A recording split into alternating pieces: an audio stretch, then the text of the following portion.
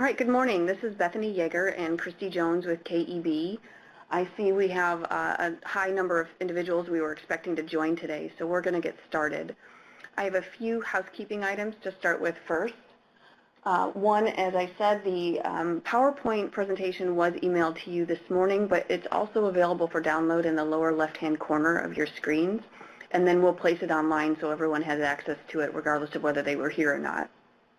The other item of housekeeping I want to just mention is that we welcome you to type in those chat pods. We know many of you are used to doing this through the WIOA Wednesday webinars, but that's the way we track questions, and any questions that we don't get to today, we'll be able to respond to if you put them in the chat pod.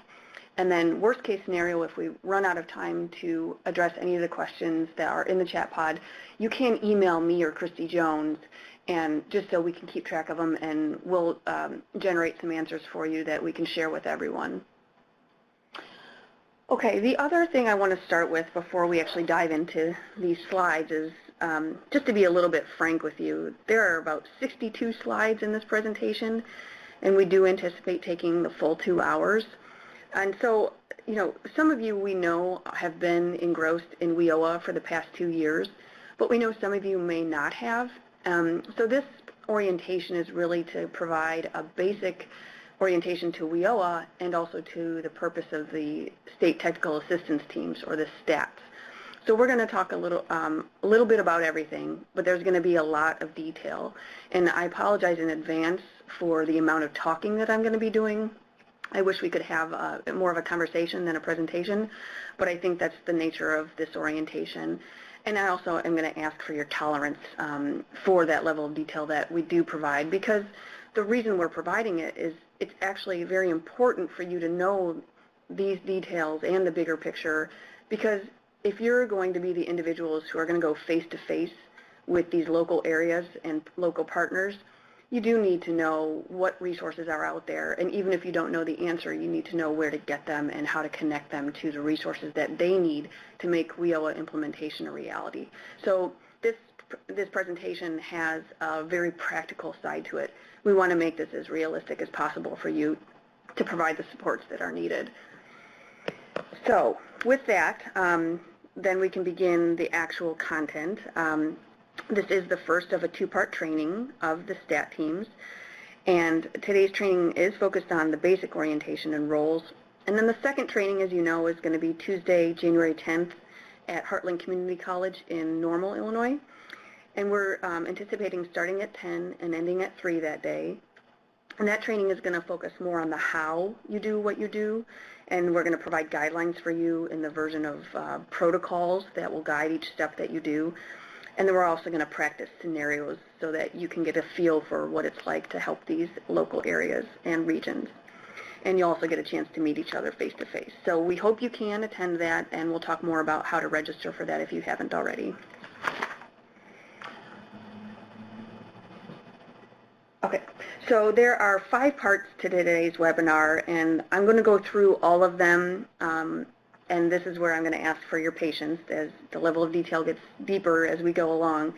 And after each part, I am going to stop for asking questions, for you to ask questions. And if time starts to slip away from us, we are going to probably try to move on to the next section. But again, if we don't get to your question, we will track it and try to respond to it so that all can see the answer. We're going to start by just making sure everyone's on the same page about the purpose and the structure of the stats and how the final rules will affect your work. And then we're going to get into the specific guidelines so that you can help local areas negotiate their Memoranda of Understandings, or MOUs, and how they share costs. And then that includes our favorite topic of infrastructure costs, which we're going to explain in more detail in Part 3. And then we're going to talk about the certification of comprehensive one-stop centers, and that takes effect July 1. So there are actually a few things that take effect July 1 that all affect the work that you do. And then we'll go and end with the regional and local planning guide that governs the plans that and modifications that all will have to take effect July 1 also. And then we're going to end with providing you some resources and links and just talking about next steps. Okay, so we're going to start with making sure everyone's on the same page about the purpose and the structure of the stats. This is the regional map. I'm sure you've seen this before and you're all familiar with it, but we wanted to let you know the structure of the stats just in case you weren't aware already that, every economic development region has its own state technical assistance team or STAT. And there are also 22 local workforce innovation areas, which we call LWIAs or local areas for short. And those local areas primarily are going to be in one economic development region. Sometimes in a few instances they stretch across two, but we'll talk about that more later. So your focus is going to be on your region and your LWIAs within that region. And you're going to get very familiar with them. And we know some of you are assigned to more than one region, so you'll get familiar with multiple regions. There are three, at the highest level, there's three purposes of the stats. The Interagency Workgroup is the group of state-level partners under WIOA that for the past 2 years is focused on what we've been calling the nuts and bolts of WIOA implementation. So this group really helps operationalize the law and the regulations and at the state and local levels. And they all represent the program directors and deputy directors and others who are integral in administering the programs under WIOA. And just in case, to be clear, the Interagency Workgroup is different than the Illinois Workforce Innovation Board, which consists of business representatives and others mandated by the law. So there are ongoing efforts for the Interagency Workgroup and the Workforce Board, the State Workforce Board, to coordinate as required by the law. But this state technical assistance teams are an outgrowth of the Interagency Workgroup, the nuts and bolts group. And as you know, there's one STAT per region, and the core partners are represented on every STAT. And then required partners, which we'll talk about the difference between core partners and required partners, but they are going to be represented as needed, as needs come up in each region. And then there's going to be a statewide point of contact for each of the core partners. And that's who the people are on this slide. We do have one for every partner. And we've been working with them, and this group has actually helped us get more specific about the intent, purposes, goals, and protocols for the work that the STAT teams will do. So they've been our contacts. They will be contacts for you going forward, and we'll talk more about how to connect with them. So just like there are three goals for the stats, there's also three primary roles. So the first is to serve as an extension of the Interagency Workgroup to provide the technical assistance that we imagine. And that entails three things that we're going to talk about more throughout this webinar and also on January 10th. But the first is just to make sure that the regions and the local areas are compliant with the law and also the state requirements and the state's goals. The second is to notify the Interagency Workgroup if any significant issues are going on in the local area that need to be addressed or that need state-level attention. You're going to be that liaison to bring the attention to that issue. And then to support the state-level teams during the MOU negotiation process. If negotiations don't result in an agreement by the prescribed time, then there's a remediation period that's planned. We're going to talk more about this, but during that remediation period, a state-level team comes in and tries to address whatever sticky issues they have that's preventing them from agreeing. And you're going to support that process. And we're going to talk more about how you do that. But that's one significant role that you could play during the MOU negotiation process to prevent the local areas from getting into some sort of impasse that would have a lot of consequences. The second major role of the staff is to act independently. And when we say act independently, we don't mean going rogue or, or doing things without the Interagency Workgroups or Illinois Workforce Innovation Board's approval or authority. The intent is that you're equipped with the information you need in order to respond to questions from the local partners. And so you have the ability to also initiate contact. If you notice things aren't going well, or they're falling behind on their timelines, or they're not going to meet a deadline, or they're not being compliant, then you're the ones who will be able to be closest to that and notify the state level partners that there needs to be a state level response. So to do that, you need to know the authoritative sources of information, which we're going to provide to you today. And then you need to be able to respond promptly when local areas ask for help. And then you need to be able to document what you've done with each local area so that we all know and we all have a resource for when these issues come up in the future.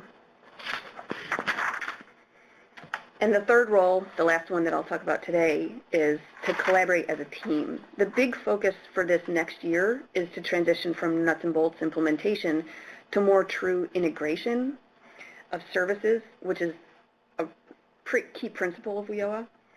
And so the STAT teams are one vehicle to help that become a reality. And the protocol is going to cover this further when we talk about it on January 10th. But the intent is for the partners represented on each STAT to work together to solve the issues. And that's why that point to communicate on behalf of the entire team, not as individuals, is important. We want this to be a true integration and coordination among the partners to make things comply and get things done. The second is you're going to serve as a resource for each other and across the regions so that there can be some consistency throughout the state. And the third is to agree that STAT work is a priority. And I'm going to be honest, we all know you have full-time jobs that do not have anything to do with WIOA, and we don't mean to distract you from that, but this is a commitment. It's going to be a time commitment as well, and some of these issues that the local areas have are going to need actual, true assistance in order to solve issues. And so it is an important thing, and we hope that this can be a timely mechanism for providing that assistance. We don't want to drag things down or add another layer. That's the exact opposite of what we want to do. We want to provide an ability to facilitate those and take care of them. So these are, just to get a little bit more realistic and help you kind of imagine what you'd be doing, these are some examples. You could provide training related to your program. You could link partners to resources. You could troubleshoot. You could ensure a compliance with the guidance. So that means you have to know the guidance. You could support the MOU remediation like we talked about so that the local areas do not go into impasse. And then you could just field questions about, if the local area has one interpretation and wants to check it by someone, you could be that source and help them apply the state guidance. And if you don't know, then you can work with the Interagency Workgroup to get the right answer. And we'll talk about the hows again on January 10th. So that's the most basic orientation we can give you to the purpose and the structure of the stats. Before I move on to the final rules of WIOA, do you have any questions? Again, you're welcome to type in the chat pod, or you should be able to. Is the phone line open? I should double check. Yeah, you should be able to ask by phone.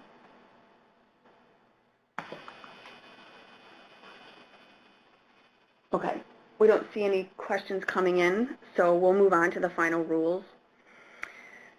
The final rules, this section is focused on a few key points. Obviously, the final rules span thousands of pages, and we're not going to go into all of it. But we tried to pick out a few that we think are going to be most relevant and likely to come up in the first 6 months of what you're doing. And we're going to talk more about them as we get into the governor's guidelines and the planning guide. But let me just, drop, kind of plant these in your brains for some issues that are going to likely demand your attention. The first is July 1st, 2017 is an important date in WIOA implementation, another important date, because a few things take effect, and all these could come up from now until January, or from January until June. The first is that OneStop Operators have to be competitively procured and actually operating the center on July 1. The second is that the certification of comprehensive one-stop centers takes effect along with some other branding requirements. And we're going to talk about what certification actually means, but just so you know, it does take effect July 1. And the third is that the modifications to their regional plans and local plans that are already in place also have to take effect on July 1. So we'll talk more about each of those. That's the high-level point here, that they all take effect very soon.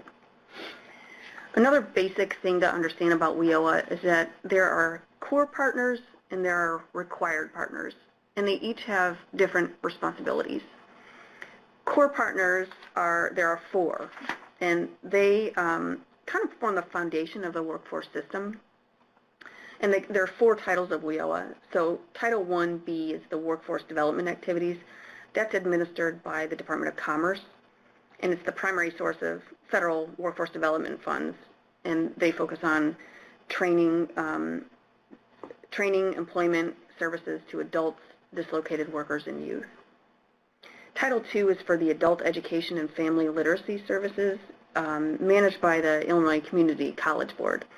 And it's got a wide network of community colleges, junior colleges, technical colleges, and other community organizations that provide services. Title III is the employment services under the Wagner-Pizer Act. This is administered by the Department of Employment and Security, and it provides reemployment services, such as unemployment insurance and labor market information. And the fourth is vocational rehabilitation services administered by the Department of Human Services. So that provides services to people with disabilities and helps them get the gainful employment. So the core partners have certain obligations that are unique to them. The first is that they have to develop a unified plan, which is the state plan, the state's vision and goals for how they implement WIOA. And that's already been done, and it was a big effort by the core partners.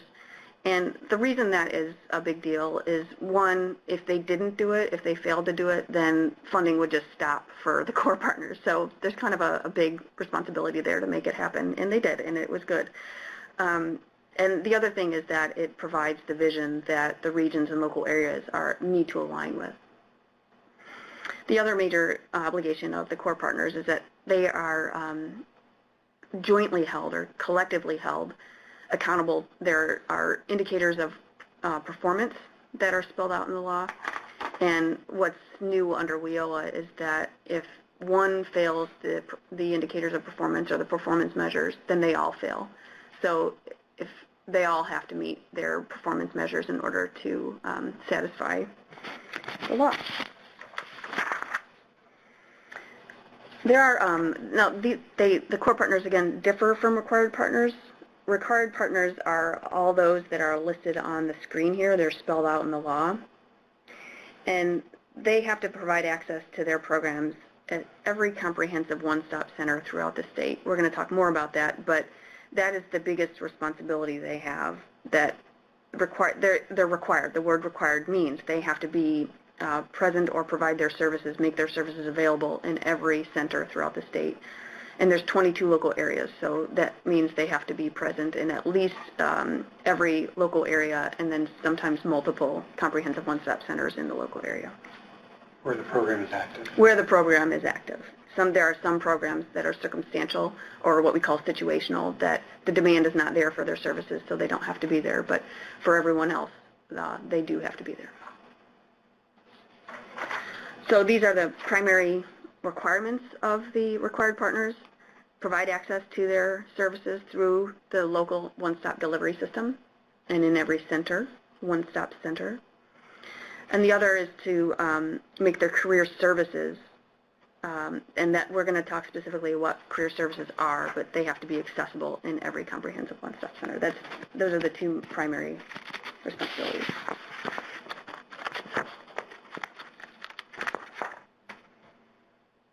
Okay, for all partners, regardless of whether core or required, they all have to negotiate a memorandum of understanding or an MOU in every local area, so at least 22 of them.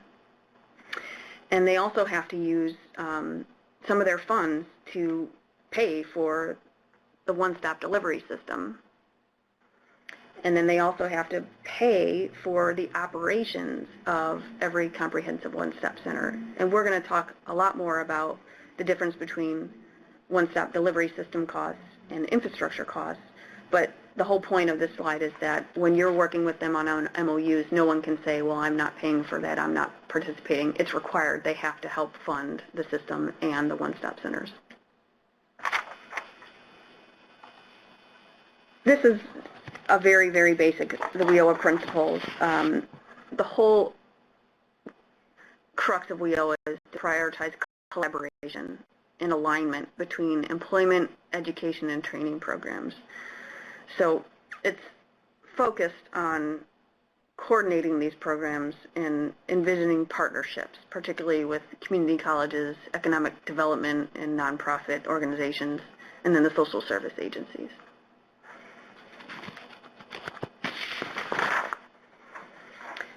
So I'd like to get into the final rules. Again, these are just the highlights of things that will be kind of on your radars early in this process. The first is career services. I want to explain what they are. There are 23 career services that are outlined in the final rules, and they have to be made available in every comprehensive one-stop center throughout the state.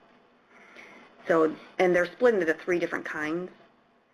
There's basic, which has to be available to anyone who walks into the door and who needs services. So one example of that is eligibility. They have to be able to walk into a one-stop center and be determined whether they're eligible for the services available there or not. The final rules also require that TANF applications, they have to have the opportunity to apply for TANF.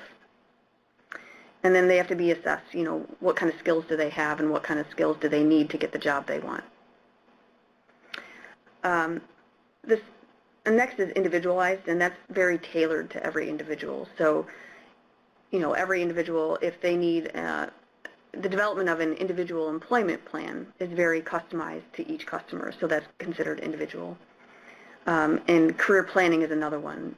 English as a second language or language acquisition is another one. So those are more specialized to each customer, and there's 11 of those spelled out in the law. The last type of career services, follow-up services. So after they've completed their training or their services, then they get appropriate follow-up for a year or so. And one example is counseling for participants to make sure that they can help maintain their job or keep their job, retain their job. So every required partner, all of those that we talked about, core and required partners, they have to determine which of the 23 services that are outlined in the law are applicable to their programs and how they're going to provide them in every comprehensive one-stop center. So that's a big undertaking and where a lot of detail is needed, and sometimes it's going to be challenging for some of them to get specific about how they're going to provide their services. So what is most significant about that in the final rules is that the core and required partners can provide their services in 3 ways. And we've confirmed this. Illinois had an interpretation. We've confirmed this with the federal agencies that are over WIOA. There are 3 ways. They can provide services in person, so that means a staff member for their program can be in the comprehensive one-stop center providing the services, or they can cross-train someone else's staff to provide their services, or they can use technology that meets what's called direct linkage requirements, and we're going to talk a lot more about that under the governor's guidelines, because there's very specific requirements in the law, and Illinois gets even more specific about what that means. So those are the 3 ways. And then TANF is kind of highlighted in the final rules that they have to provide the opportunity to initiate an application for TANF assistance in the center, and that's newly clarified in the final rules and a big deal. Okay, another major change in the final rules that's worth bringing to your attention now is infrastructure costs. And so first, before I tell you what the final rules say, I just want to make sure we understand what they are. They're non-personnel costs, and So it's the non-personnel costs that are required to operate the comprehensive one-stop center. So think about leases, utilities, maintenance, equipment, assistive technologies, anything else to help customers access the services and operate the one-stop center.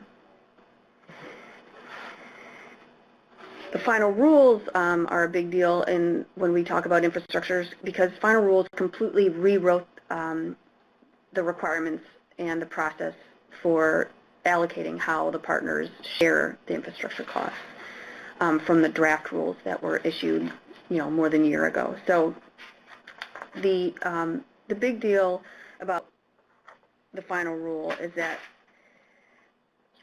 it's okay. Let me start by saying the expectation here is that when core and required partners get together and try to figure out how they're all going to share in covering these operational costs, the expectation is that the local partners are come to an agreement about how that works. There is going to be a chance that some of them cannot agree how to split these costs. And if that's the case, then, as I said, the state level team is going to come in and try to help them come to an agreement, and you're going to support that process. But if even after they can't, the state level help and your help, they can't come to an agreement, then they're going to be at an impasse. And we're hoping that is an absolute last resort. But if they do come to an impasse, then they use what's called the state infrastructure funding mechanism, which means they don't agree. And what happens in the final rules is that the governor actually has a role in establishing the budgets in the local area if they can't agree. So that's a major change and a big deal and something that we want to avoid. The other thing in the final rules about the infrastructure costs is that it's very specific about how each partner can meet their obligations to pay for the costs. If they're all in agreement under what's called the local funding mechanism, then they can use cash, you can use non-cash or third-party in-kind, and I'm going to define those for you later. But if they don't agree and they come to that last resort impasse, then they can only use cash. It's really a lot more restricted. So again, we're going to go into those details a little bit later when we talk about the governor's guidelines, but when we're talking about the final rules, it's a big deal that it dictates what you can and cannot use when each partner is trying to pay for their fair share of the cost. And why that matters to you as staff members is that you're going to have to help them, A, try to avoid non-agreement, and B, you have to have an understanding of what they can and cannot use, because it's a change from what they were able to do before. The last highlight that I want to use from the final rules is regarding one-stop operators. So one-stop operators kind of do what the name suggests. They operate the comprehensive one-stop center, and they have to be in place by July 1, 2017, so in about 6 months.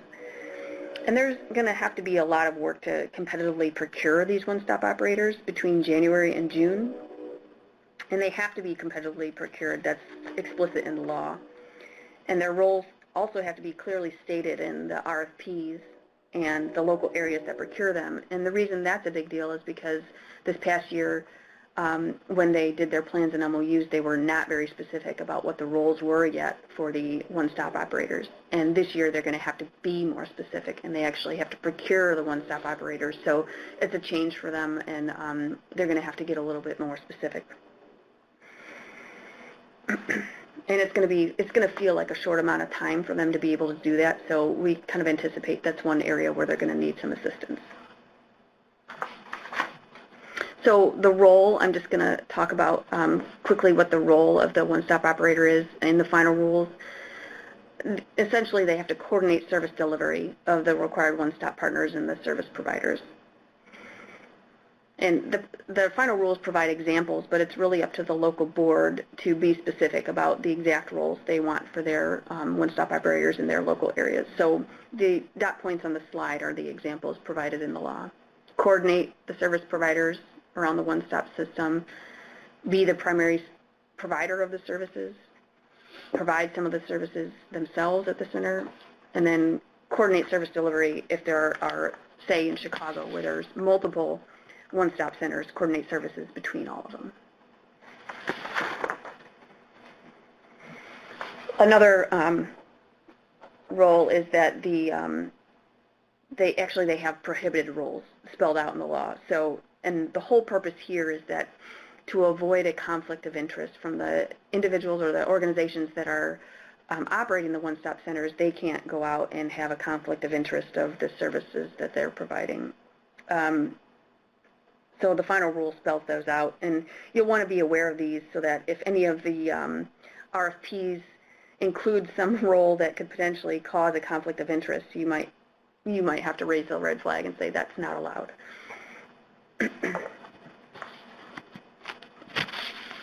Okay, so that's the briefest highlights of the final rules I could possibly give, but are there any questions about that before we move on to the governor's guidelines, MOUs, and infrastructure costs at a more deeper level?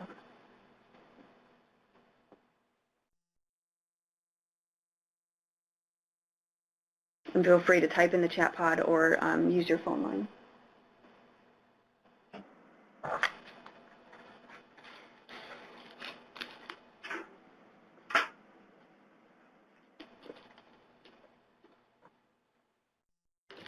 We see a couple of people typing, so I'll give it one more minute.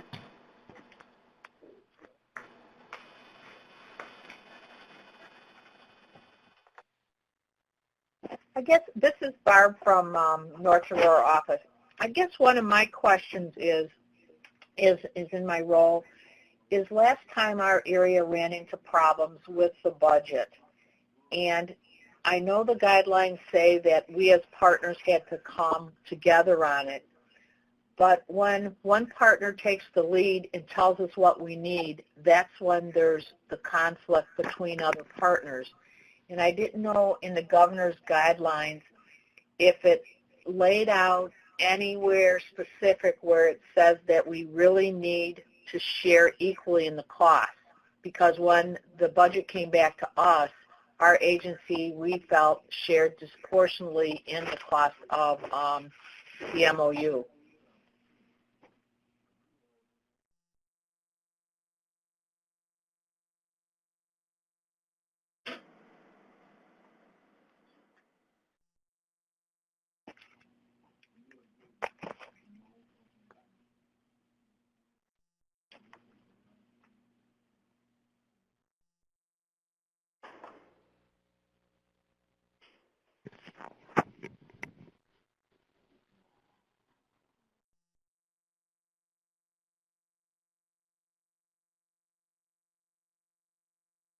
Oh, I'm so sorry. I was on mute.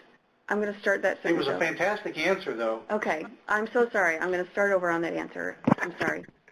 So the governor's guidelines, one thing, it's a good question. One thing the governor's guidelines do not do is dictate that the allocation of costs have to be equal among all the partners. What the governor's guidelines do instead is say that they have to be, you have to come to an agreement as required partners in the local area for how you are going to allocate those costs. And there is a process for how to do that and a process for how to come to agreement. And there's also something called the cost allocation methodology that we'll talk about. And that is how you come up with your fair share of the cost. And the other thing the governor's guidelines do is emphasize the collaboration needed in order to come to that agreement. They specifically, they try to avoid anything that relates to, one partner telling the others what they owe. It's not about that. It's about agreement and coming up with a fair share cost allocation methodology.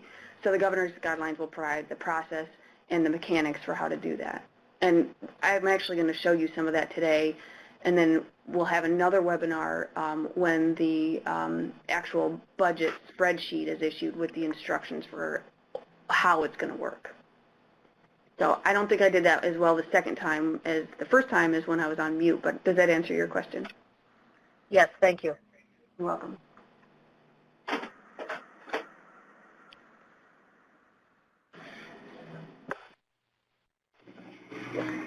Okay, yeah, this is Mike from Commerce. Jill has a good question about a consortium model for the one-stop operator. The answer is typically not, but possible. The regulations and there will be policy. Well, let me back up. The consortium model may be used if a waiver is granted by the governor. Okay. So there will be a policy issued shortly that describes the process for requesting a waiver. So yeah, at the end of the day, it can be done, but there are some hoops you have to jump through to make that happen. Okay, thank you. All right, any other questions before we get into the more deeper into the governor's guidelines? Okay, thank you. So the governor's guidelines are going to be an important resource for you, and they actually, this is breaking news, they were formally issued this morning. So they were significantly affected by the final rules and had to be revised, and so those went through a process that where a lot of eyes were on them, a lot of input was received, and they were formally issued. They were approved by the Interagency Workgroup yesterday and issued this morning. So let me talk about the purpose of them. There's just three main purposes. They're a big deal because they're required by the law. So that's one. They satisfy the law. And the whole purpose of them is to provide guidance to the local areas about how they negotiate their MOUs, which the MOUs make the rubber hit the road for how core partners and required partners provide services in the local area, and also how to negotiate those costs that we talked about to operate the comprehensive one-stop center and to ensure that services are delivered throughout the entire local area. So they established the ground rules for what those negotiations and cost sharing could look like and the process for doing that. The dot points you see on this slide, this is the content of the governor's guidelines. Those dot points are actually the sections. So you will become familiar with those sections. There's one section on how to negotiate the MOUs, another section on how to negotiate the infrastructure costs, another section on how to negotiate the other service delivery costs throughout the entire system, the timeline. So it's going to be a resource that you are going to refer to quite a bit. We refer to it all the time when we're doing the work we do for WIOA implementation. And we're going to get more specific about each of these major items. So just one piece of context before we get into the governor's guidelines revision that was issued this morning. They originally were issued in 2015, but that was under the draft rules of WIOA. So then what happened was that the federal government delayed the effective date of the infrastructure funding. So that meant we had to revise the governor's guidelines and kind of adjust the timelines just for the program year that ends June 30, 2017 this year. So the current program year is under kind of like this alternate timeline because the federal government delayed the effective date of infrastructure costs. So that's essentially what this slide says. Is like the governor's guidelines have been in place, but they had to be significantly revised for the timeline adjustment, and now they have to be revised significantly again because the final rules came out. And the reason they had to be rewritten, for example, the section on infrastructure costs was completely redone. So what we had in the original governor's guidelines was totally moot, and we had to rewrite it. Another one is, how you pay for how the local partners pay for the costs of each infrastructure of the comprehensive one-stop centers. That was also changed and modified. And the last one is that the language around how to provide career services, which are those services we talked about earlier that are required to be provided in every comprehensive one-stop center, the language around that changed, so we had to update the language there. And we had to readjust the timelines, so it goes back to similar to how the original version was, but there's some updated timelines there. And then for every MOU that has to be negotiated, they're required to use a template that we provide in the governor's guidelines. And they're also required to use a budget spreadsheet that we provide as part of the governor's guidelines. So that's all important for you to know because those are the documents you will become familiar with.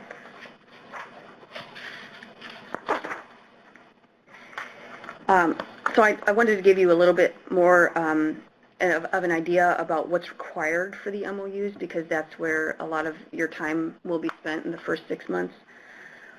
So the purpose of the MOUs, it's a tool to achieve integration. Again, it's the rubber hits the road for how partners agree on how to provide services and how to share costs. It also is intended to reflect a shared vision of commitment of the local boards. And then it documents those commitments. So it's a signed agreement. It's instituted, and that's what they're held to. And then it demonstrates that negotiations were in good faith, and including by individuals who have the authority to actually commit the resources, both financial and programmatic. And the last point here is in the colored text, MOUs have to be negotiated at least every 3 years. The one caveat to that is that the budgets, you know, how they split the costs for infrastructure costs of the comprehensive one-stop center and the service delivery costs of the entire system, those all have to be negotiated annually. So even though the MOUs are good for 3 years, the budgets have to be redone every single year and be appended to the MOUs. So this is what you'll see as a result of the MOUs. You'll see how services are provided in the one-stop delivery system, hopefully specificity around that, where the services are provided, which locations, the methods of providing those services. Are they going to be by on-site staff or cross-training or via technology? The role of the comprehensive one-stop operators, which is outlined in the law. How you're going to coordinate referrals between all the partners in the one-stop center, and then how they split the cost.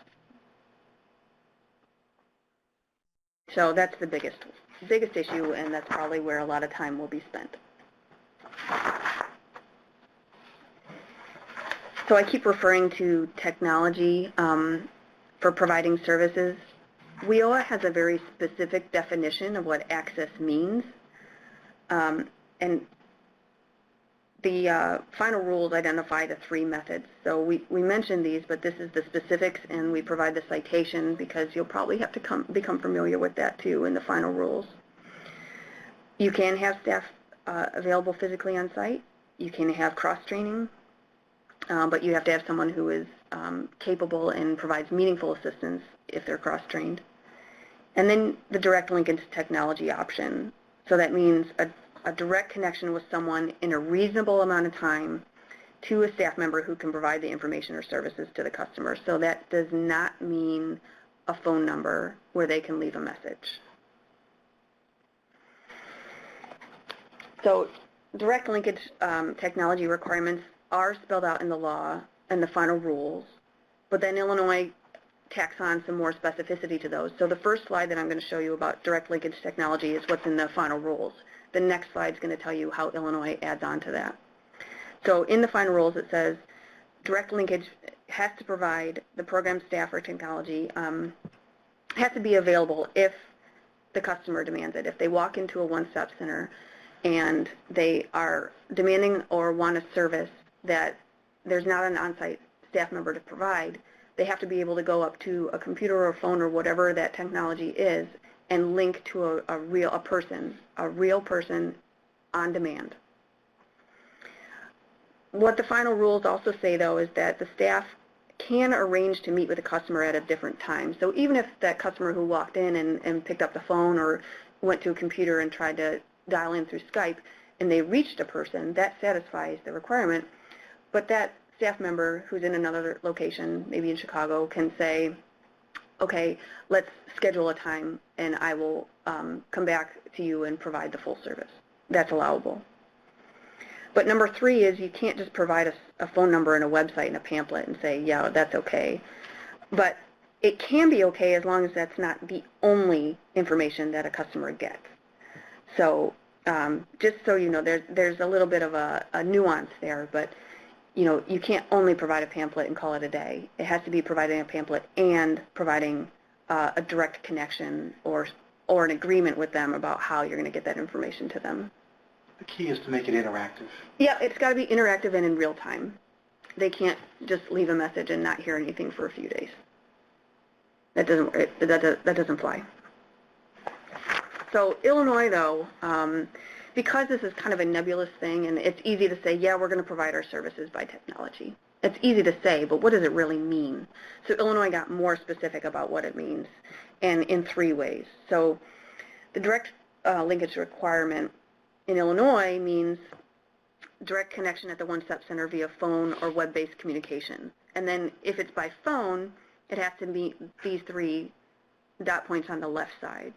A specific dedicated phone number, phone coverage during normal business hours on all business days, and a voicemail or other capability that the customers can leave a message if the service is unavailable at the time of contact, and that they have to have a response within a reasonable time, and that has to be defined locally, but that's the language in the law. By video, it gets more specific by saying you have to have a high-speed internet capability, and that sounds logical, but that's not the case in all local areas. Not every single one-stop that we know of has high-speed technology, but they're going to have to if they're going to use video as the way that they meet the direct linkage technology. They have to have a dedicated computer communication, so think about Skype or Zoom or whatever other programs that the local area decides to use to connect people via computer. The communication has to be two-way and in real time, and you have to be able to talk. And then there has to be a backup method so that if the customer, if the services aren't available at that exact time on demand, then there has to be a way for the customer to know and have the expectations of when they'll get the service and how. That all has to be spelled out for between how the local partners will actually do this. The 2 other additional requirements that Illinois tacks on for the direct linkage requirements, it has to be in a reasonable period of time, so that's not defined in the law, but in Illinois we're saying that that means immediate on-demand access is the norm. And then contact within 24 hours if the direct linkage was unavailable at the time of contact. So that in Illinois is what's considered reasonable.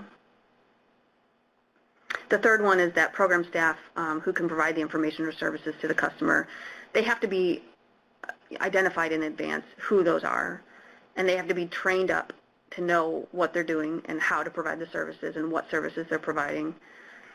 And then they have to it has to be part of their normal job that they provide these services via technology. So it can't just be someone who's thrown into a position at the last minute because someone is calling on Skype.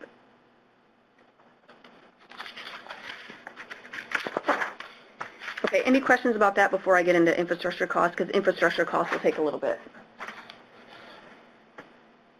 Yes, so Janice, actually you foreshadowed, Janice Taylor Brown, you foreshadowed very well to, in 2 slides I'm going to spell out what cash, non-cash, and third-party in-kind means.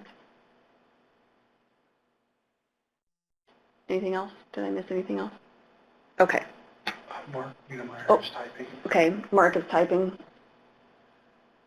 1 business day, 24 hours, not 1 business day. That's a good point. I think, let me look at what the guidance says, because this is in the governor's guidelines, and it says 24 hours. So that's the language in the guidance provided in the governor's guidelines. Contact initiated within 24 hours if a service via direct linkage was unavailable. But we'll talk about that if that's an issue.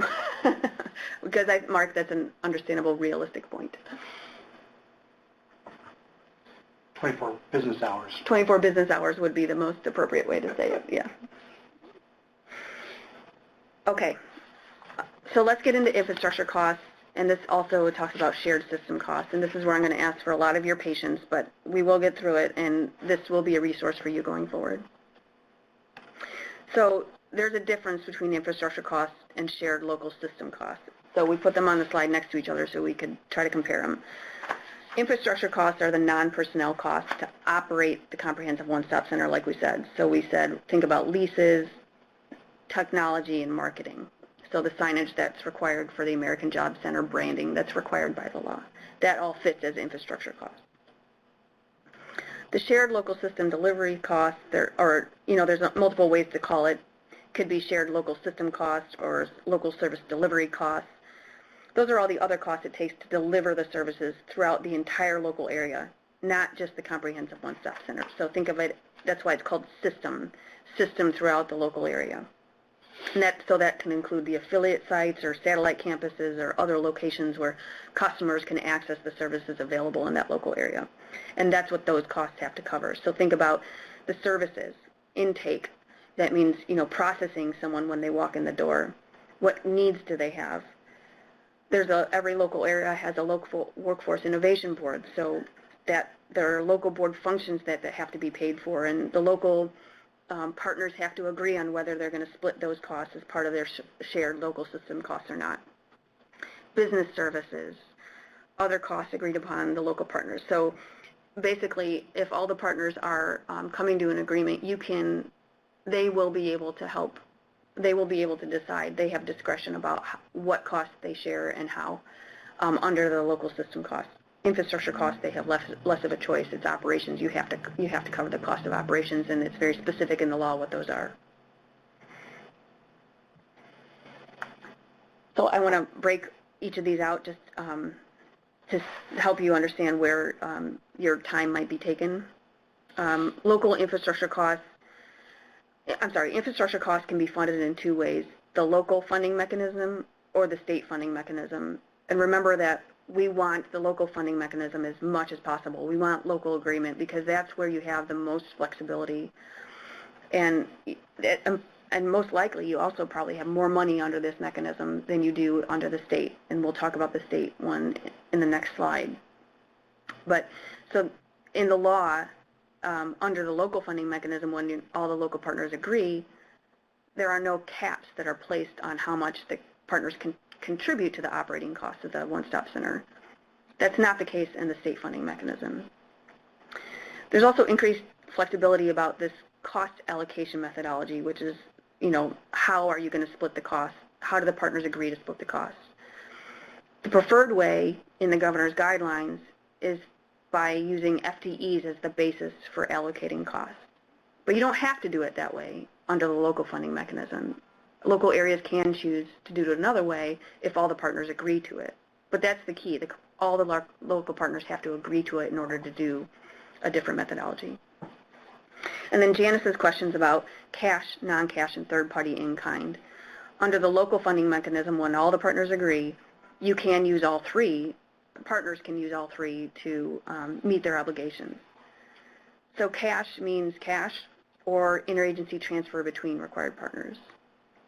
Non-cash means expenditures incurred by a partner on behalf of the one-stop center, and non-cash goods or services can be used.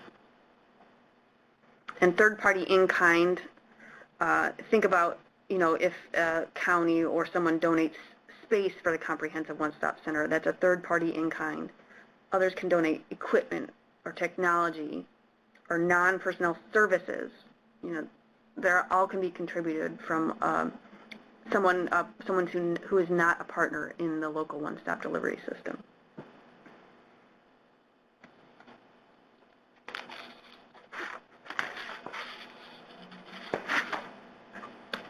So we see a question coming in, and I'll talk about the infrastructure cost under the state funding mechanism, again, the one that we want to avoid, or what we call is the last resort. In the law and in the governor's guidelines, there's no flexibility. You have to use cash contributions. You cannot use cash or personnel to cover the contributions of the operating costs of the one-stop center. And under the state funding mechanism, if there isn't agreement, then the caps are placed on the amount. So maximum amounts are placed on the partner contributions, which actually could mean that there could be less money available to fund the infrastructure costs.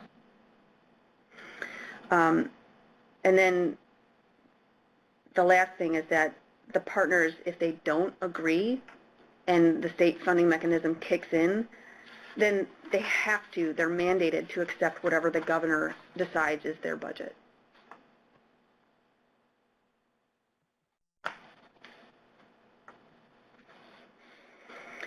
So other highlights that are getting into the weeds here, but you'll undoubtedly get into the weeds if you're involved in MOU negotiations, that the way the local areas allocate their infrastructure costs of the One-Stop Center obviously is called the Allocation Methodology. And the governor's guidelines say that the preferred method is based on full-time equivalents. So a required partner with 20 FTEs working in a One-Stop Center will pay a certain portion, and a required partner with 1 FTE will pay a lesser portion.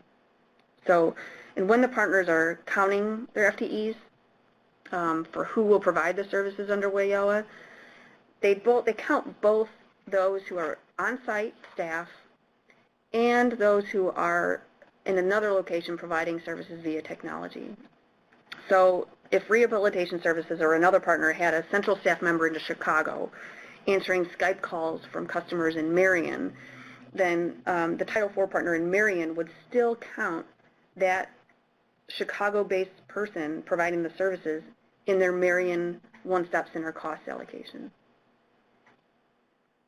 So that affects the amount that is allocated to each member based on how many people, how many FTEs are covering the services, regardless of whether they're on-site or off-site by technology. And then, as I said previously, the other allocation methods are possible, but they have to, comply with the uniform administrative requirements, and they also have to be agreed upon by the local partners. It cannot be a dictatorship about how you allocate costs.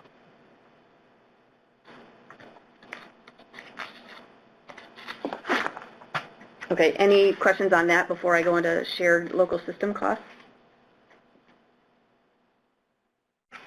Is there a certain percentage of cash that core partners pay and required partners pay?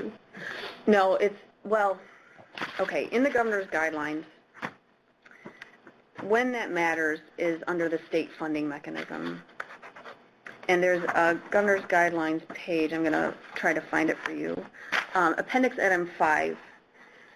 You don't have those in front of you, but when I send you the link to the governor's guidelines, you'll be able to see an appendix item that says what are the requirements or characteristics of the local funding mechanism versus the state funding mechanism.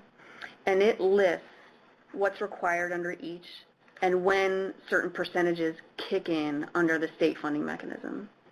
So the local funding mechanism, there's no caps or no certain percentages that partners will pay because it's all based on agreement. What they agree to pay is what they agree to pay under the local funding mechanism. But under the state funding mechanism, there are caps, and that's what the percentage you're probably talking about. They have to pay, or they cannot pay more than that percentage under the state funding mechanism, and that's outlined in the appendix item of the governor's guidelines and in the law. Calvin, did that answer your question?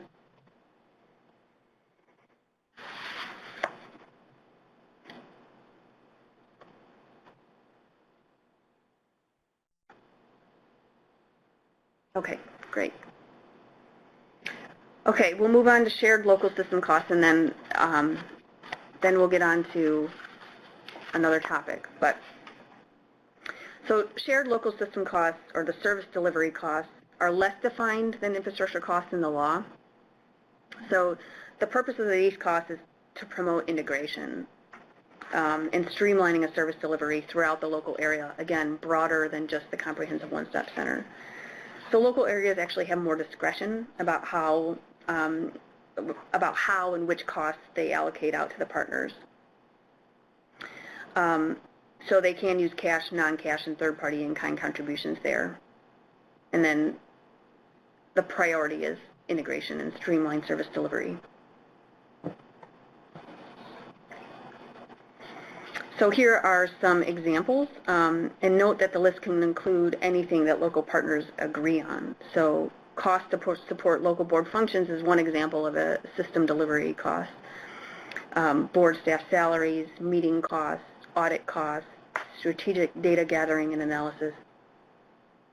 And the cost, an example of a cost that promote integration, joint training of the program staff who maybe will be especially cross-trained in providing services of another partner. customer satisfaction surveys, because that applies to all the partners in the area and the programs in the area. Business services, making sure that businesses or employers who are seeking highly trained employees in a certain demand occupation, making sure those are streamlined throughout the system is a shared cost. Receptionists who serve the entire system. And then resource room material. In the law, there's something called a resource room where individuals who walk in can get those basic career services by going to the resource room and getting access to information that will guide them about the programs.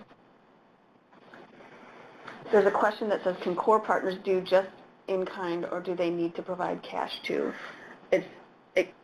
Under the local funding mechanism, it can be either.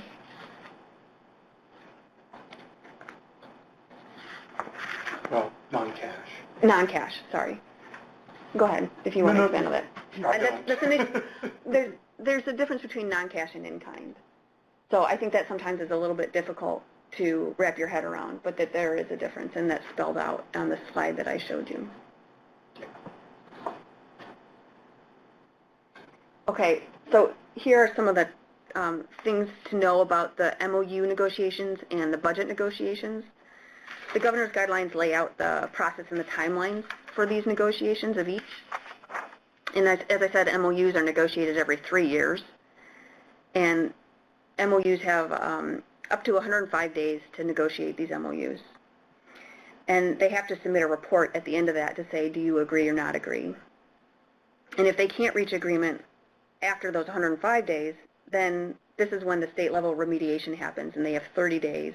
The state level partners and the stat teams will participate and try to solve any issues to prevent them from going into impasse. So impasse, if they do, as I said before, if they do get into impasse even after the remediation period, then the state infrastructure funding mechanism kicks in, and they have to report that impasse to the federal agencies over each program.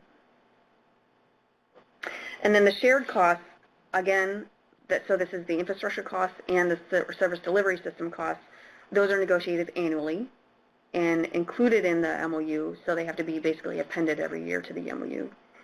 And then another thing about WIOA is that the local areas have to periodically reconcile the amount that they allocated to all the partners to their actual costs. So there has to be some way that the local areas, reconcile planned versus actual. Okay, there's a question, can partners have different FTE amounts for the infrastructure costs and the system costs? So we've talked about this quite a bit. And this is one of the things that we are making sure is ironed out before we actually issue the spreadsheet that will be used to calculate FTEs for each partner. And the thinking is, I have to put this hat on real quick. It's evolved. It's evolved, yeah. And we're gonna.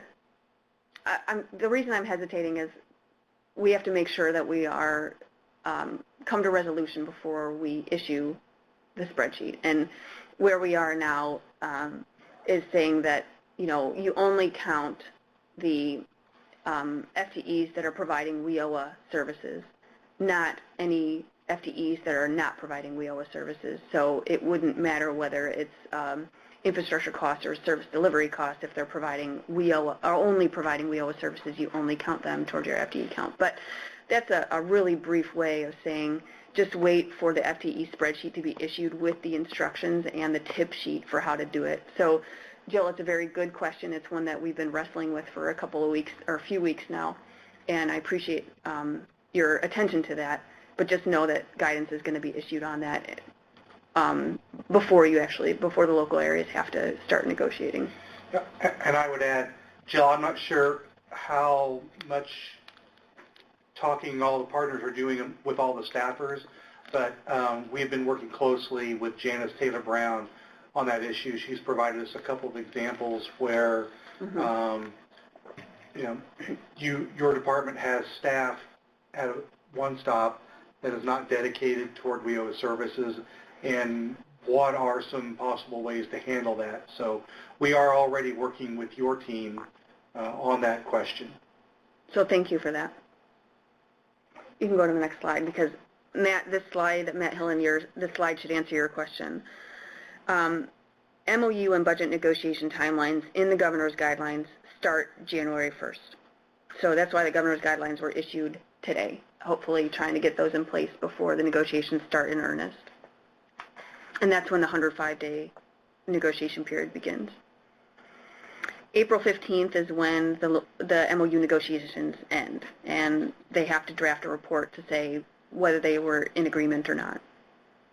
Then the 30-day remediation period would begin for any of those areas not yet in agreement, and that would start about May 1st, so the spring would be when you would be involved in remediation periods. And then by May 31st, after those 30 days, if they're at impasse, then they have to report to their federal agencies, and the infrastructure funding mechanism will kick in.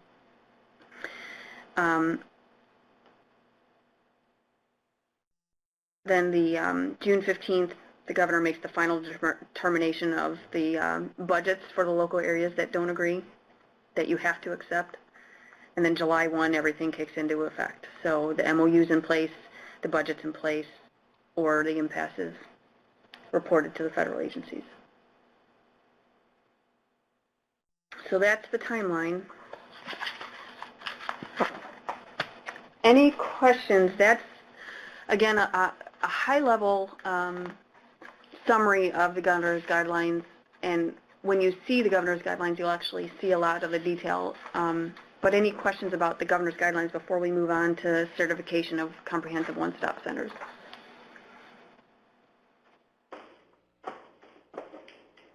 While we're waiting, I would just add that the idea of the remediation period is not just academic.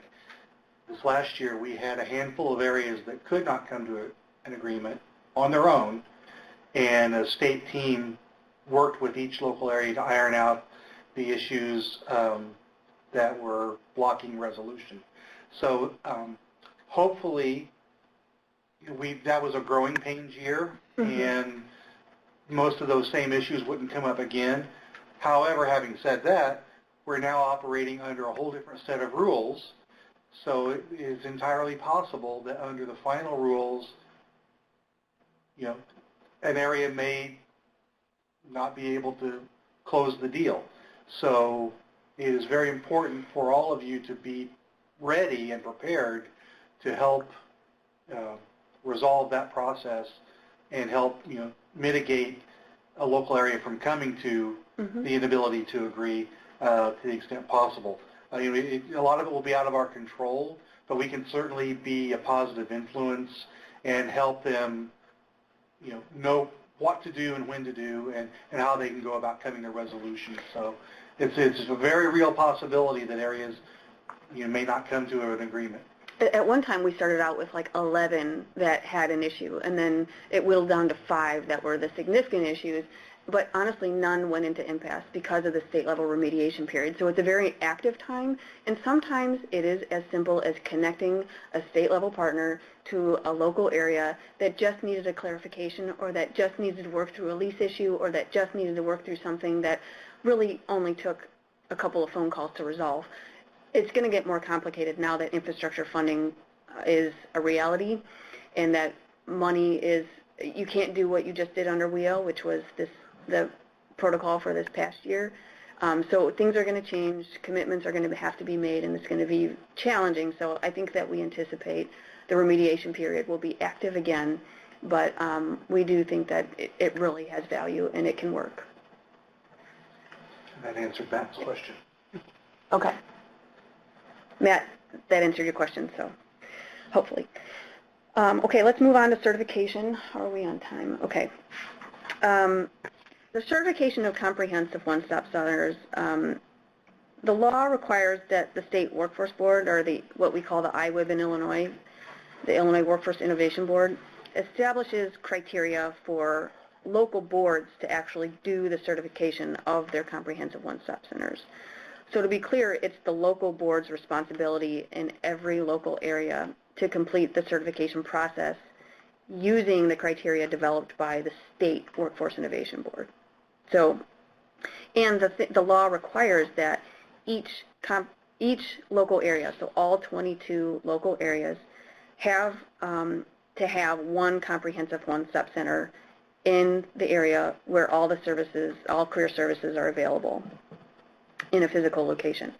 So whether they're certified or not has to do with the funding, but really the visionary, the purpose of certification is to make sure that there's quality services provided regardless of whether the customer is in Marion or in Chicago or in Quincy, that they have the same quality level of services, standard level of services in every area throughout the state. So certification is that checkpoint to make sure that a minimum standard is met.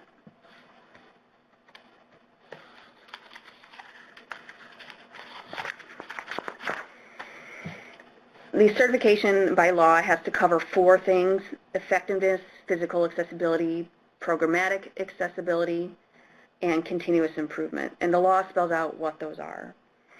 In Illinois, the IWIB has formed a policy work group, so it's like a committee of the state board that is developing the criteria right now. They're in the process, and it should be coming out early in the year. They're developing the minimum criteria and the procedures to go along with how you certify and the timelines for certification and all the tools that will be needed, like a checklist or whatever evaluation tool they have to use in order to be considered certified. So that's all under development and hopefully will come out soon within 2017. One other significant point about comprehensive one-stop centers is or the certification process is that only certified comprehensive one-stop centers can receive funding under the state funding mechanism. So if a local area is at impasse on how they will share infrastructure costs of their comprehensive one-stop center, if they are not certified and they fail to agree, then they're not getting state infrastructure funding. So if they are certified and they don't agree, then the state funding mechanism would kick in, and it would be limited resources, but at least they would have the ability to access those state funding mechanisms.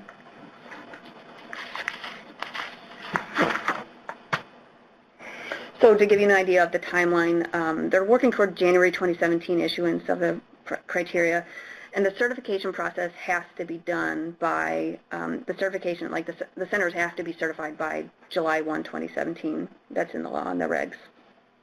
The local boards certify them at least once every 3 years. But they have to review the criteria every 2 years. So it's a 3-year cycle, but on the second year, they have to review the criteria to see if they need to be revised. And that is part of their local planning process. It's built into the local planning process, which we'll talk about next. Any questions about certification before we move on to the regional and local planning guide?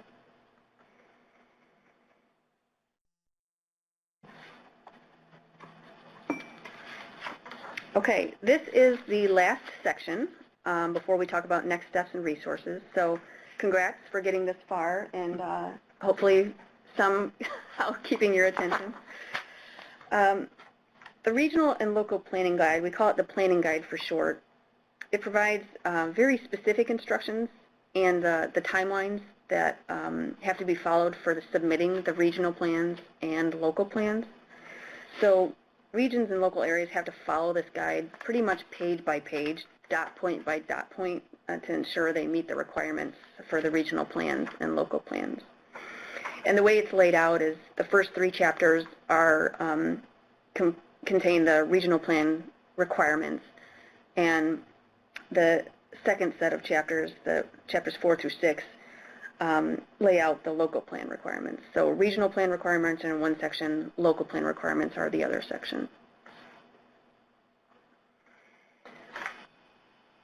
This past summer, the Interagency Workgroup and the IWIB Executive Committee developed a state-level review process for all regional plans, all local plans, and all MOUs.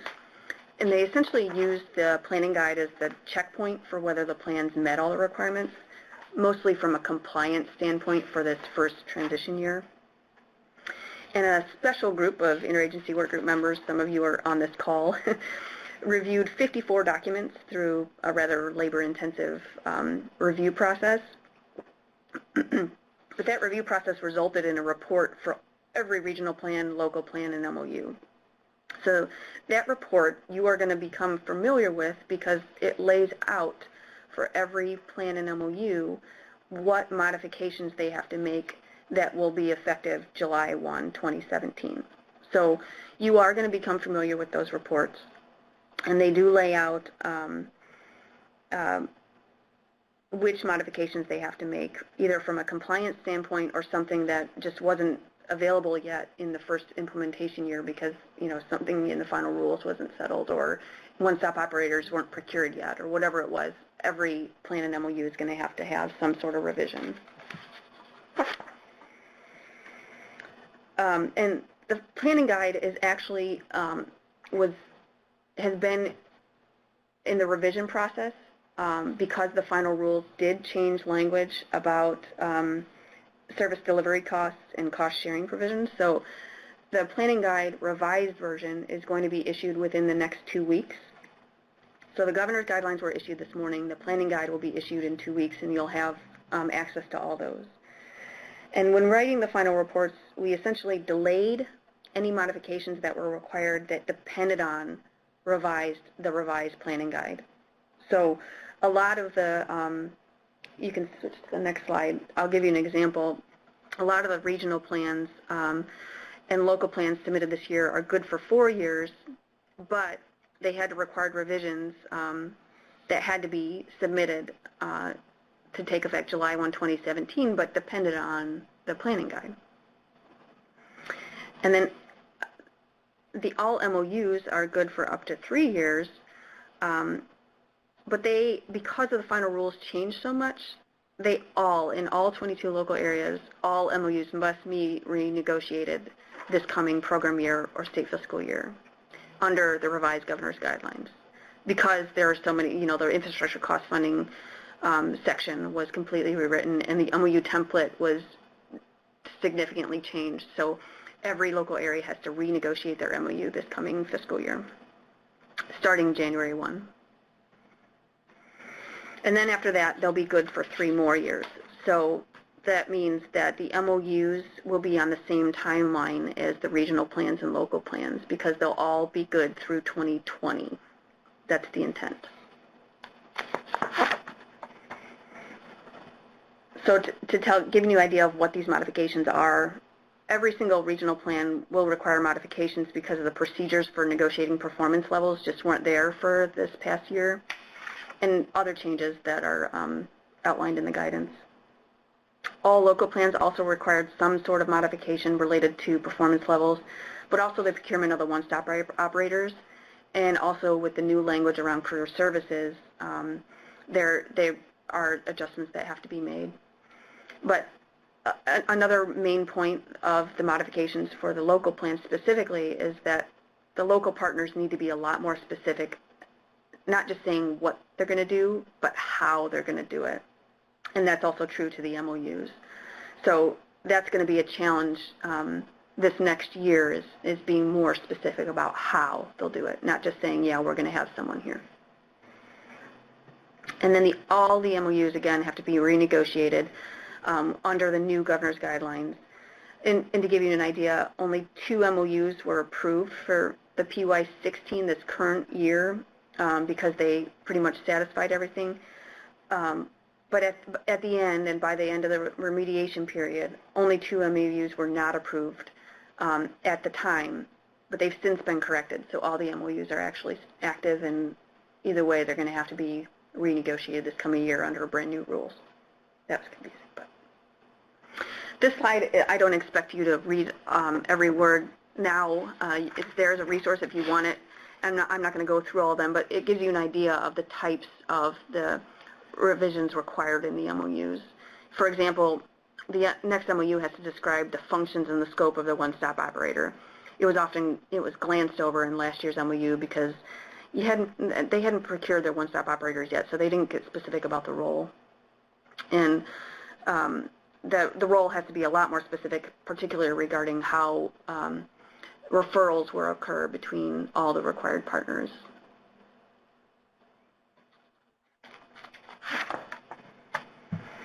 We gave a series of tips to the local areas and regions for when they submit their revised or their modifications for their plans and their when they renegotiate their MOUs. So the most obvious one, but one that has to be said anyway, is that you have to respond to every item of required content in the planning guide and in the required in the MOUs. If they skip any required content, they're going to be dinged for it. You know, with the final rules, we're also we inserted citations throughout both the planning guide and the MOU template so that they can go check for themselves, and you can go check what the actual requirement is. And if the details are not available yet, because this still is a transition year, at least include as much detail as possible, and then say how you're going to come about the decision. So that's the tips we gave to the local areas for this next 6 months, and what you might have to also help them keep track on. So let's talk a little more specifically about your role, the stat responsibilities in the MOUs and plans. So the first is to monitor their progress from now until June.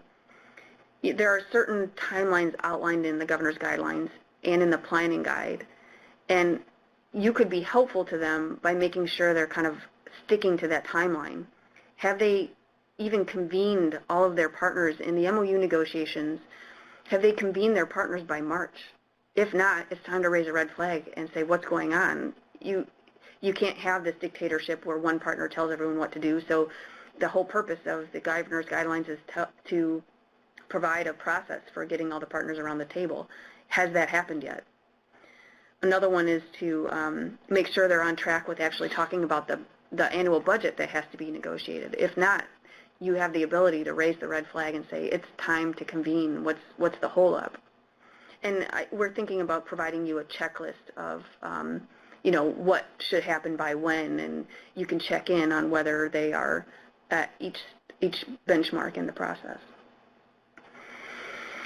The other area where you'll be able to be helpful is making sure that their reports are submitted on time, intervening if the cost negotiations get bogged down, supporting that state-level remediation during that 30-day remediation period, making sure the regional plans and local plan modifications are going to be ready for submission by, June or whatever date you said. And then sometimes they might come to you with requests for technical assistance, and you'll have to be in a position to respond to those. And even if you don't know the answer, you have to be able to link them to the resources of the people that can. And then one of the key points is that you are going to be kind of the liaisons to the Interagency Workgroup, so that if there's anything that does require state-level attention, you will be the way that the Interagency Workgroup finds out about it and can address it.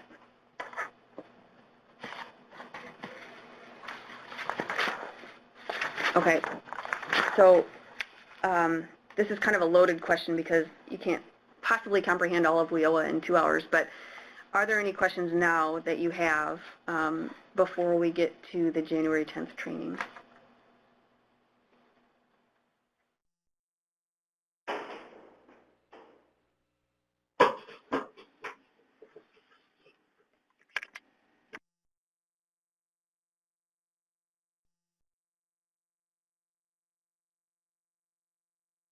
Could we get a list of who, everyone that's on the stat team for each region? Yeah, absolutely. Okay. I can provide that. After this webinar, I will send a follow-up email with links to the governor's guidelines that were issued this morning, a heads up about the planning guide being issued in 2 weeks, and then I also have some information to send to you about how we're going to communicate with you, and I can provide the list of all the stat members.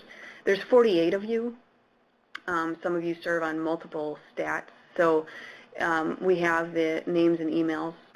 If that would be helpful, we can provide that.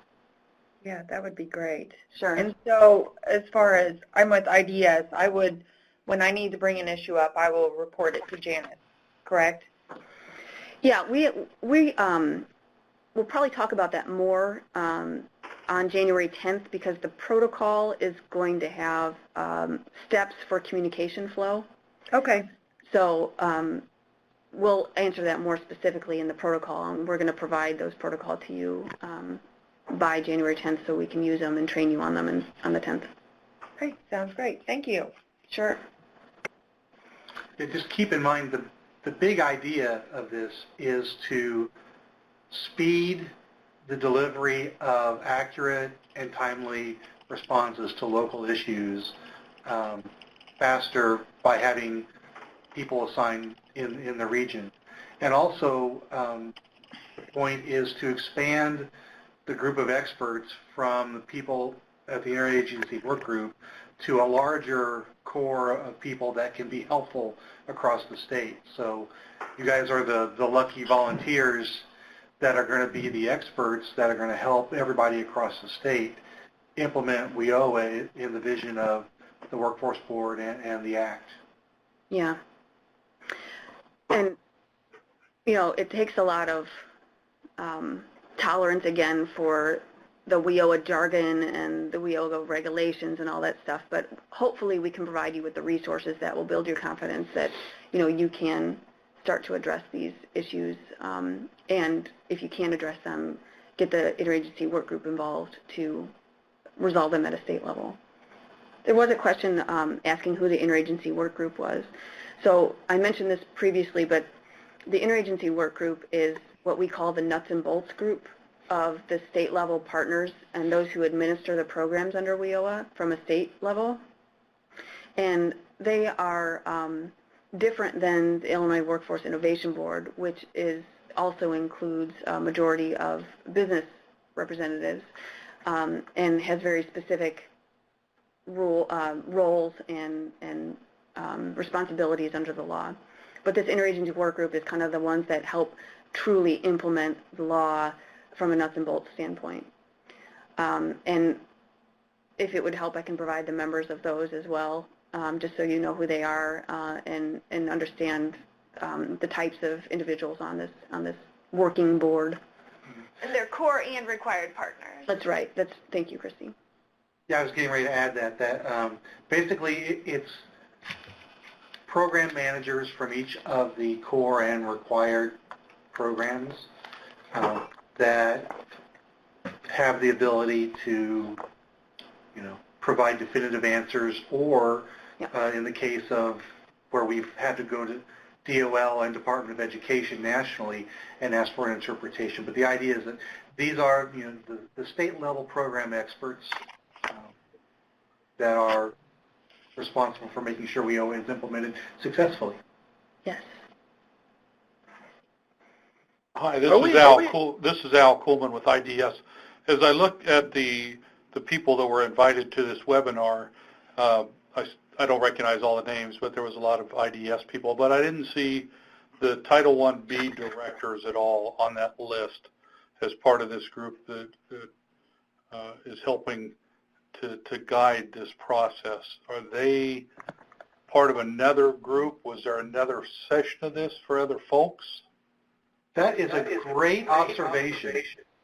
Yeah, that's a fantastic observation. The idea is that the STAT teams are intended to help resolve any negotiation issues or implementation issues and integration issues. The local workforce staff and the local workforce boards are on the front line.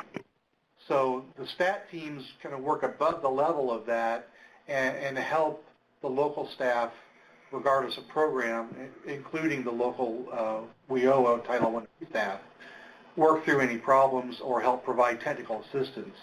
So you will be working closely with those individuals, you know, as these teams become more active, but they are not part of the STAT team.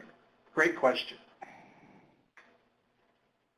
Do we expect is there a timeline to some clarification on the performance accountability measures? And I know that's a trick question, and I apologize, but we're looking at devising some metrics for staff. So in that regard, performance accountability measures are going to be very important to our conversation. So I know on the employer outreach side, and the other question is, are we going to get some clarification statewide for the state on common reporting?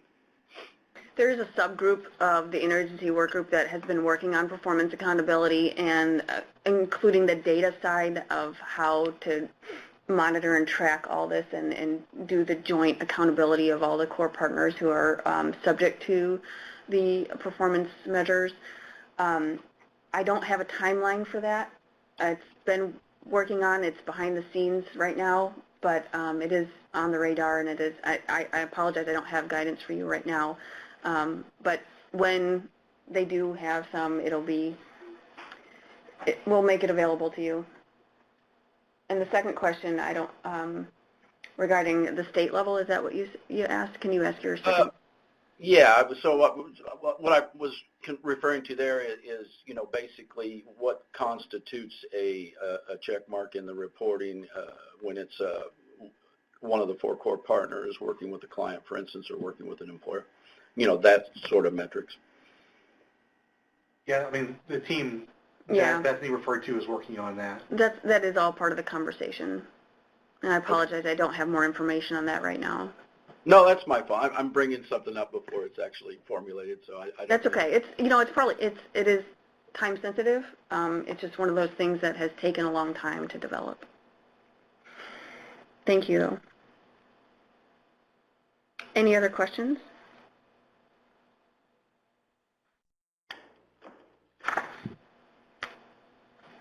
Okay, so as I said, the governor's guidelines, we said mid-December because we didn't want to overpromise, but they were issued this morning. We'll send you the link.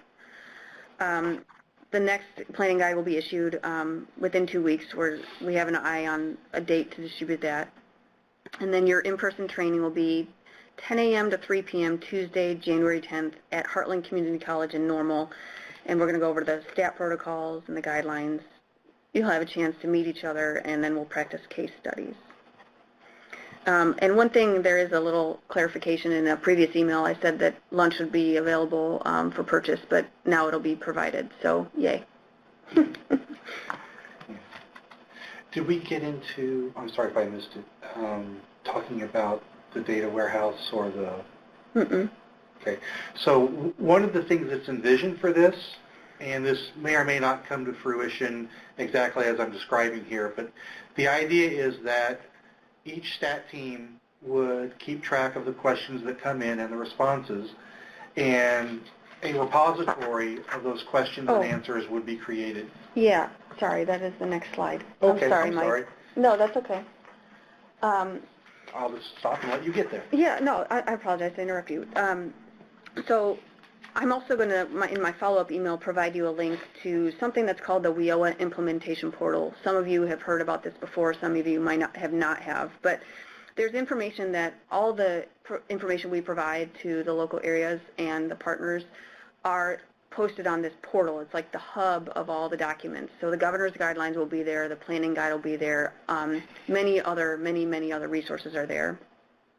There's also, as Mike said, we're talking about a way that should be decided very soon, how you all will communicate with each other and where, you'll learn this on the 10th, but you are going to be asked to document the assistance you provide, and it's in a very simple report format.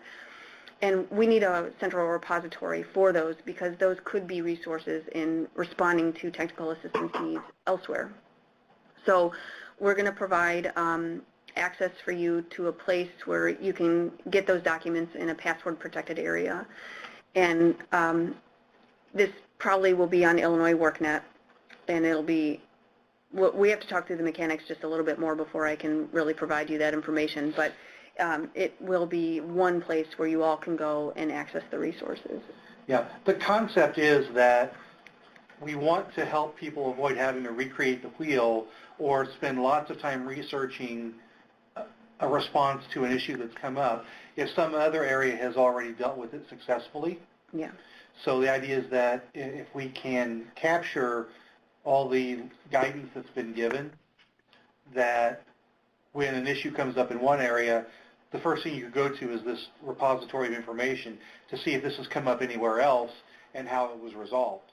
That solution may or may not work in your region, but at least you'll have something to go on, give you a little bit of guidance on how to proceed.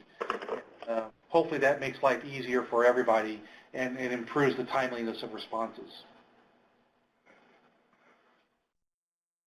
There's also the WIOA e-policy manual that's been live now, and that's a source of some of the policies, some mostly specific to Title 1B, but also at least gives you an idea of what else. There's a glossary there. There are other resources there.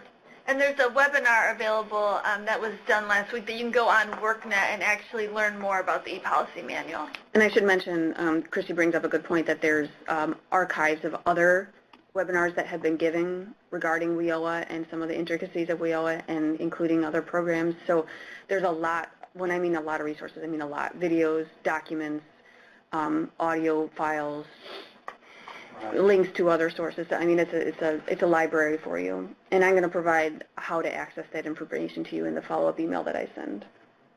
And one of the key things to keep in mind, the reason for having this kind of team put together that represents all of the core partner agencies and the key players is that the overall mission of WIOA is moving toward service integration across all of these programs. So the more people we have that are versed in the issues that arise as we move toward that, the greater the chances of success and making that transition to integrated services as smooth as possible. Yeah, it's time to start getting real, and you're kind of the first group that's going to get real fast. Is there any other information we can provide to you before January 10th that would be helpful? I mean, I know I'm going to provide the link to you to the WIOA implementation portal, which has more information than you can possibly digest before January 10th, but is there anything I can provide for you that would be helpful?